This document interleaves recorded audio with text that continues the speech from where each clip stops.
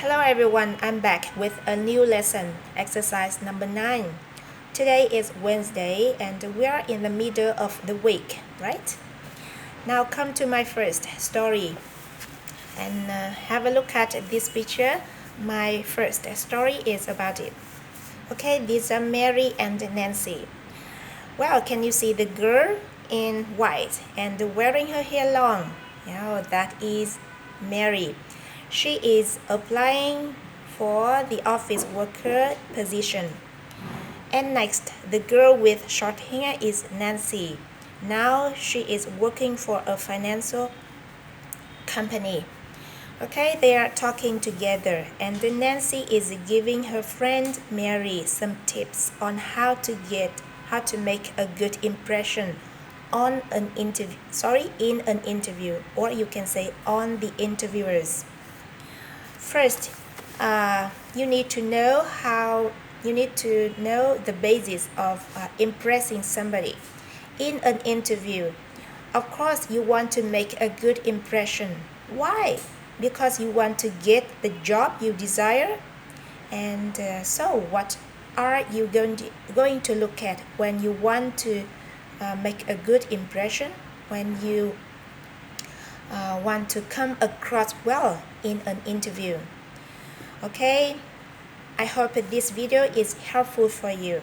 If you stick with me, if you go through the lesson, you can learn more some phrases related on how to make a good impression. Now, come with me and find out more. Okay, come to the first tip, that is entering confidently. Well, before you enter means go into or get into. Before you enter the room that you're going to interview in, you should step back and take a deeper breath. Take a deeper breath and put on a nice big smile because you want to appear so much more confident, right? What else would you do? Do you know that the way you enter makes a lot of difference? It means that you need to realign. Remember, realign, not realize. Realign. It is spelled R-E-A-L-I-G-N. R-E-A-L-I-G-N.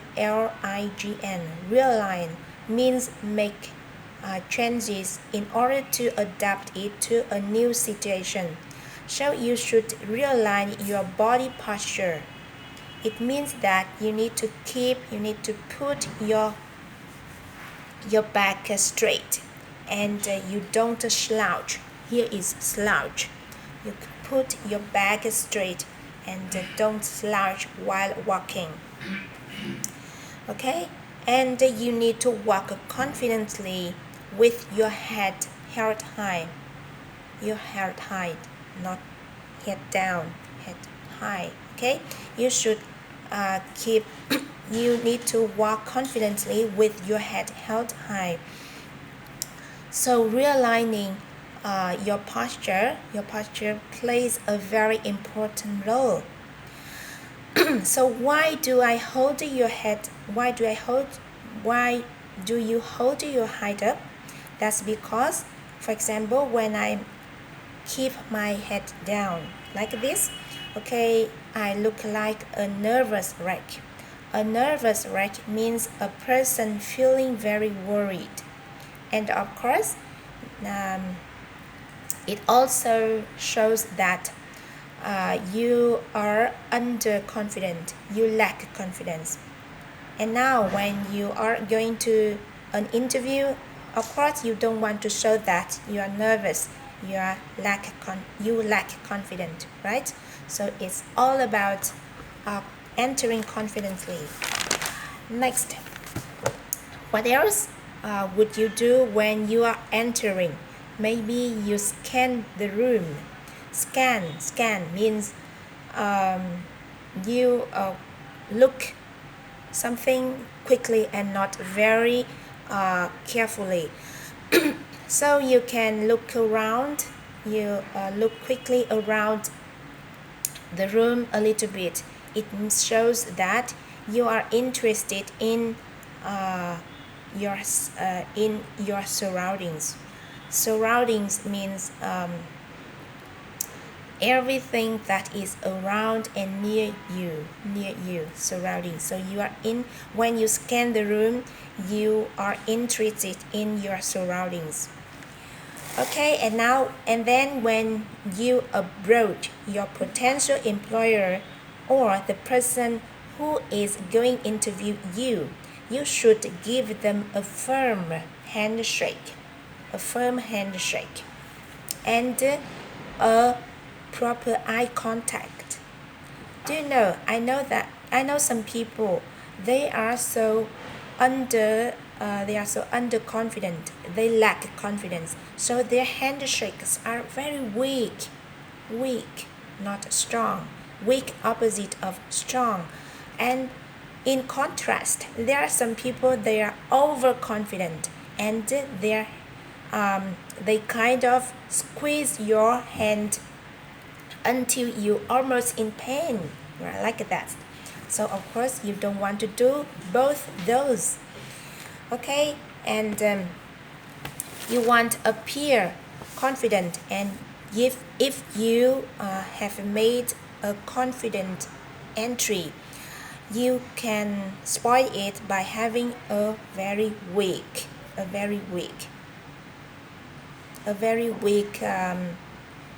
sorry, I interrupt my lesson because while I'm shooting this video, Falcon is coming, but no problem. I continue with my lesson. Okay, where were I?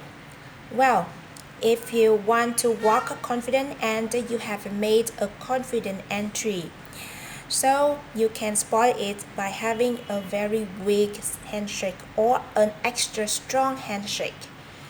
Very weak means it's so you instead your handshake needs to be firm. Firm means not too weak, not too strong. It strong enough. Firm means strong enough. Okay, and you look at the interviewers in the eyes. It shows that you are an honest person and you have nothing to hide. It also shows that you are the person who are open to feedback. Open to feedback means the person who are always ready to receive feedback, remark. You're ready to receive remarks.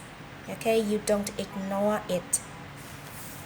Okay, next. Now you are already in interview room. You are after giving them handshakes. Now you are going to be asked to be seated, right? So now we are talking about sitting posture. So what is your sitting posture going to be like? I always recommend that before you go into an interview, if you want to be very sure about sitting properly, okay, you need to try on the clothes that you are going to wear in an interview. Yes, so you should go to your wardrobe and you pick out a business suit, and then you put it on and stand in front of your mirror and try sitting in a chair with your elbows on armrests and your hand folded in your laps and your legs folded. Okay, so and do you know why do I ask you to wear your clothes and try sitting in a chair, try sitting in a particular way?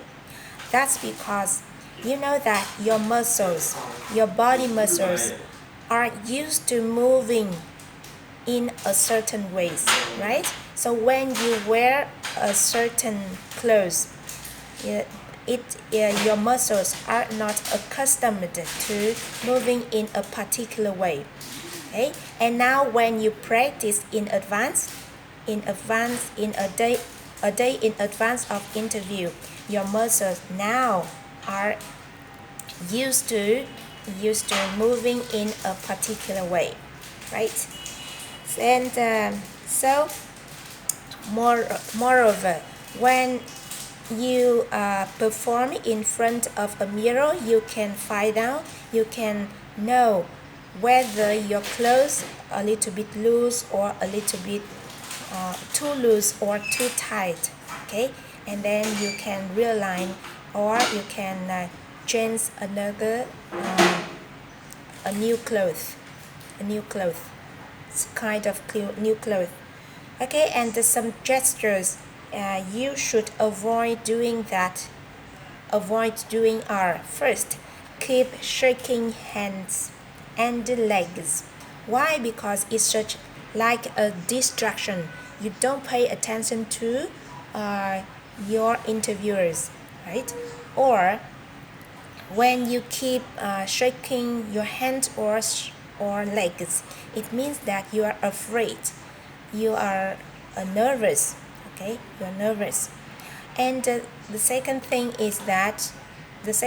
you should avoid doing is that folding your arms like this, folding your arms. Why? Because please do not fold your arms, because it shows that you have just a huge barrier toward being communicated to. And of course, you don't want to show that you are nervous. You are nervous, and don't want to make that impression, that bad impression.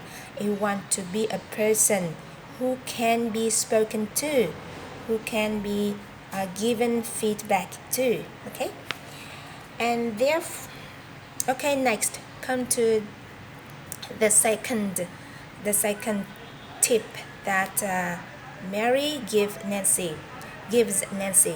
That is matching the frequency. Okay, what is the frequency? Okay, when I'm talking matching the frequency, maybe you probably think about the radio, right? No. In this lesson, we are not talking about the radio. We are talking about aping. Aping means imitating, and mirroring. It means that so the person who is interviewing you, well, do I mean that I copy everything from him or her? No, I'm not saying that. I'm saying that depending on the person who interviews you, I means that when the interviewer are so enthusiastic, of course, I also give my enthusiastic tone of voice, of course. And when his voice is more sober, of course, I will also match that mood. Okay, so I'm basically aping or mirroring. Well, that's all about my lesson today, my first story today. I hope this video is helpful for you, and I'll see you back with a new lesson. Until then, please take very good care of yourself.